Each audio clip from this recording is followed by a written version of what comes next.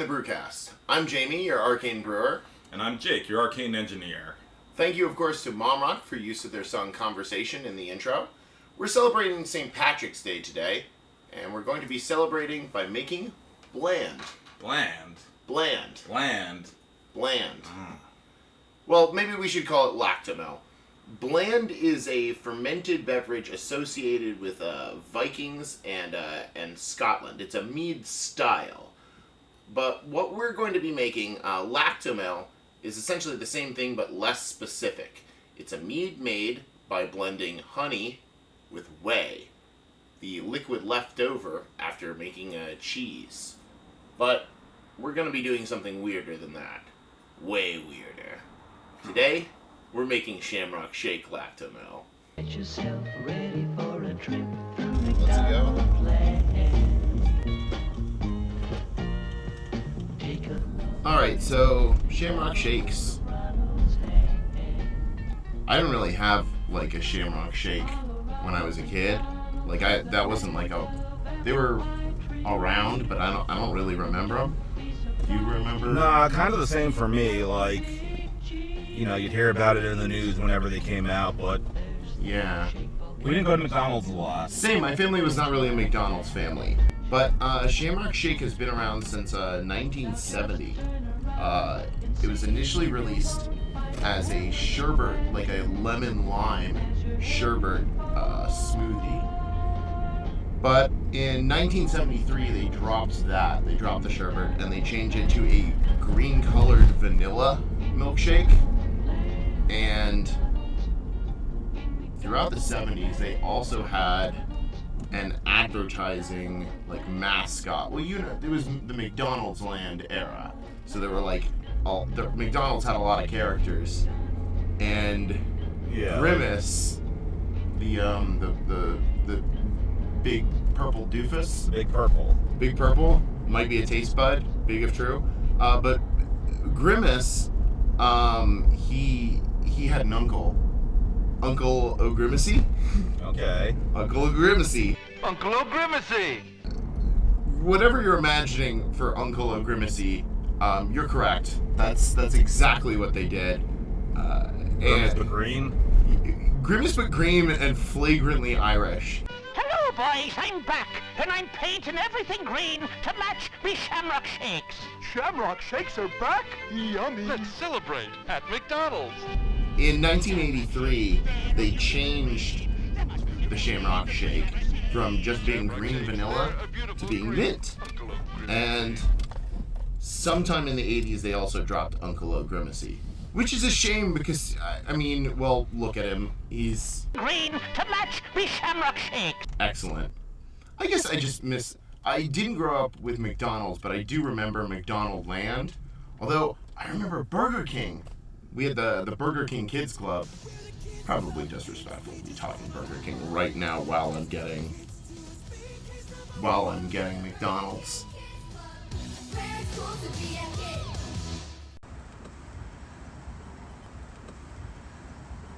Hi, could I get 4 large Shamrock Shakes?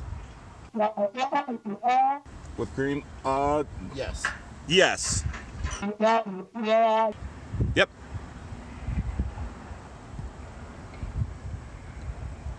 And that'll be all. Thank you. Thank you. All right.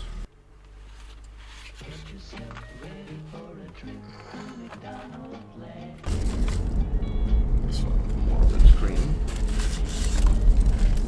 All right. Shamrock Shake.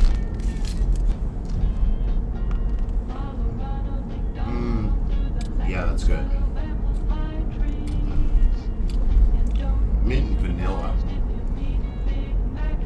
The Cardi B and Offset meal.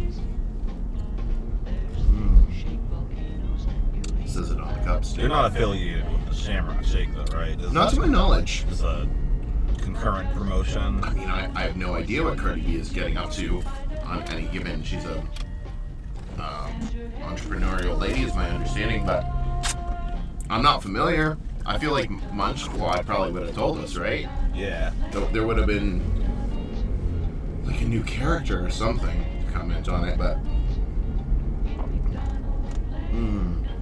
oh, that's good. That is good.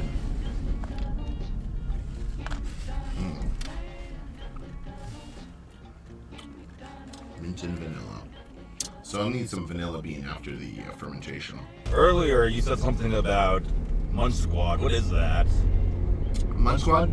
It's a podcast within a podcast about the latest and greatest in food branding news.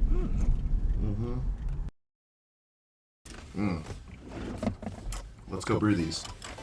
Yeah. Oi.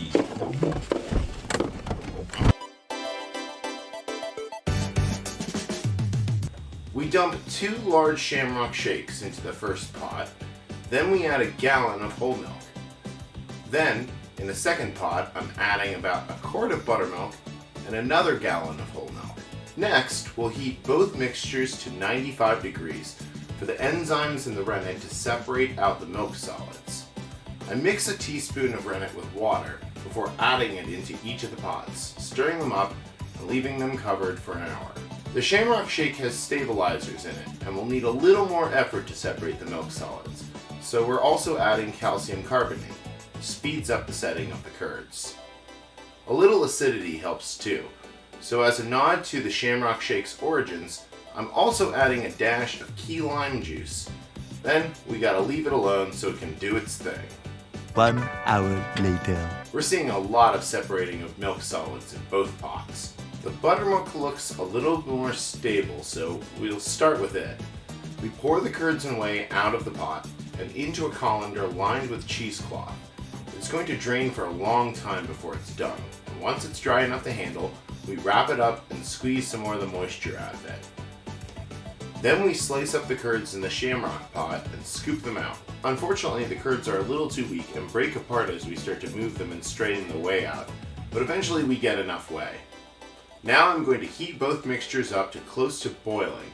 As soon as the whey has reached boiling, we cut the heat and get our honey. Naturally, we're using clover honey, which for the sake of this recipe I'm saying is 4-leaf clover honey. I add 2 pounds of honey to each of the pots of whey and stir them up until they're dissolved while the whey is hot. To get every last drop, I use a little hot whey to wash the honey out of each container. Then, I pour off the must of honey and whey into 1-gallon carboys. Unfortunately, there's still a lot of curds left behind in the Shamrock carboy, and at this point I'm just going to accept it. Other Lactomel recipes seem to imply that remaining curds will cold crash out at the end of fermentation, so I'm trying not to worry about it. The buttermilk must, on the other hand, looks great. I check the gravity for each carboy, and then aerate the carboys to prep them for fermentation. We should have enough sugar to get to about 12%, assuming that some of the sugar is lactose and will not be fermenting away. Finally, I pitch champagne yeast, also known as EC1118, into each jug. Let's watch them ferment! We're following these fermentations for about 10 days, which seem to go mostly uneventfully. Everything chugs along as normal. I am seeing some strange stratification in the Shamrock carboy, which is probably the remaining milk solids separating out. Hopefully all of that crashes out at the end of fermentation. As you can see, fermentation hasn't completed yet. We still have bubbles in the airlock. Both of these still have sugar to ferment. However, this is going to be the last time we check in on it in this video, so I want to see what condition it's in. We have our pipette here. We're going to take just a very small sample of just enough to try it. We're going to try to get from this middle layer.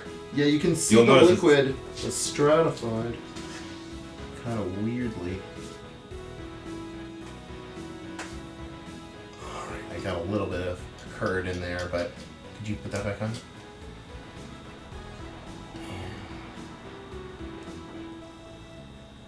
Barely a sip for each of us, but it's only a gallon and it's still fermenting. We won't, so let's smell. I smell yeast.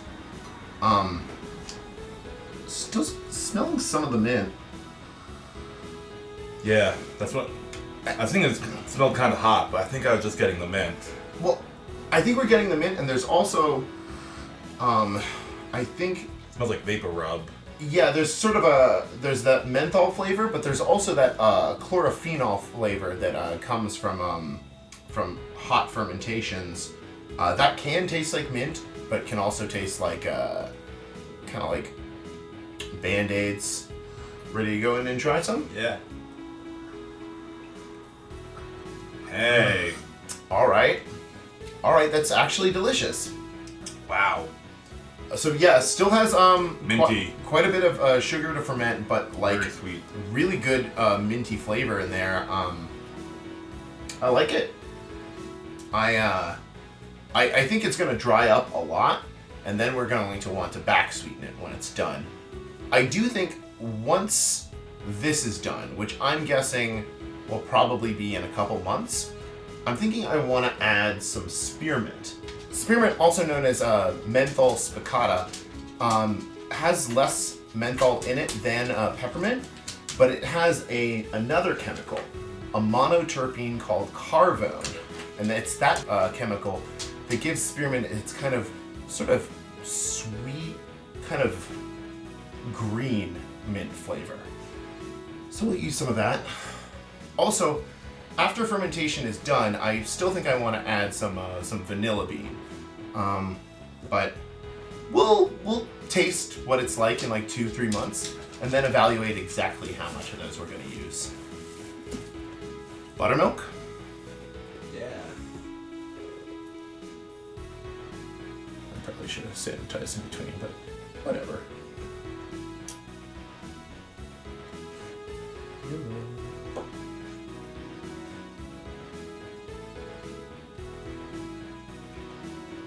Buttermilk Lactomel.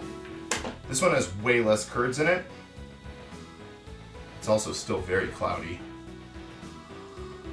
Not getting a ton. No, after that mint and sugar and all that, this is, well, I'm gonna say it, bland. Yeah, it really is. If you guys remember from the beginning of the episode, it's also called bland. Bland. Full circle. Yeah, it kind of, I mean, it kind of just smells like young Killju, like kind of that hot sugar water smell. Hey, alright. Yeah, it's not bad. That's not bad at all. It's just kind of like a mild, sort of semi-sweet white. Definitely getting some interesting mouthfeel from the whey. Really not enough to judge much on, but I'll be curious to see how this develops in the months and maybe years to come. They're both still very sweet, and they both still have a long way to go. We have a lot more fermentation to do with the Shamrock Shake, so we'll check in on it in future videos. In the meantime, we have some of the fruits of our labor. The cheese. Right here, we have the Shamrock soft cheese. Sort of a cream cheese. Let me get my nose in that. Yeah, get your nose, smell that. Smell the vanilla. Yeah. And then here we have some cheese curds on fries. And these are cheese curds that have been, these were made from the buttermilk. And then I battered them up and fried them. I've got a spicy sauce on them. Clink. The cheese curds themselves are very mild in flavor, but... Oh, that sauce? Very spicy. Great texture. Both for the breading and the cheese. Not... It's squeaky, as I'm told cheese curds can be sometimes. No. I know that's a standard, but these are very good. They came out delicious, but I don't think these are necessarily ideal cheese curds. We didn't follow all directions completely. There's kind of a lot going on Brew Day. And then here, we have just some bagel chips. Oh, that spice. You said spice.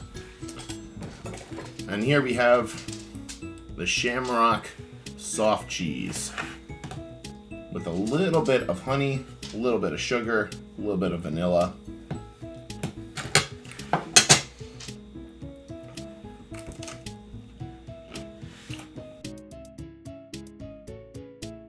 Still tasting the mint. Did you add more mint? I added 0 mint. A lot of the mint is coming through. Yeah. Yeah, this still, the vanilla is a little bit more dominant, which makes sense because I added vanilla. But this still tastes like Shamrock Shake, mostly. It's good. Absolutely. Now, if the Shamrock Shake is out of season, are there other means to make cheese? Now, if your heart is set on making this cheese in particular, it's still doable outside of season. Just buy mint ice cream and otherwise follow all the directions in our video. But if you want to make cheese, and tasty as this is, I don't know if I recommend it on a basis other than novelty. Yes. It's as simple as looking up rennet on the internet. Buy some of that. Buy some whole milk. You want to make sure it says pasteurized, but not ultra pasteurized. If you can find not pasteurized at all, that's great, but I don't think you'll be able to. Not in America. Not in America. Put whole milk in pot. Add rennet. Wait. Separation happens. It's very easy. Then you can add whatever flavorings you want and whip it together. Spread it on stuff.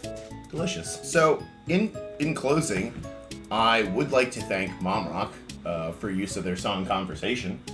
Love it. Great song. Catch a few seconds of it after we're done talking. Yeah, but don't forget to like, comment, and subscribe. We've passed the 10 subscriber mark, so we're going to do a big special for that coming up soon. 10 subscribers. 10 subscribers. Big 1-0. Double dig. Double dig. If you'd like to ask any questions that we could answer on air, please send them to info@arcanemeads.com, and we will probably answer them. No, Maisie. Oh, you can't have any. Thank you for watching our video, and for all of you celebrating St. Patrick's Day, may the luck of the Irish be to you all. Da, da, da.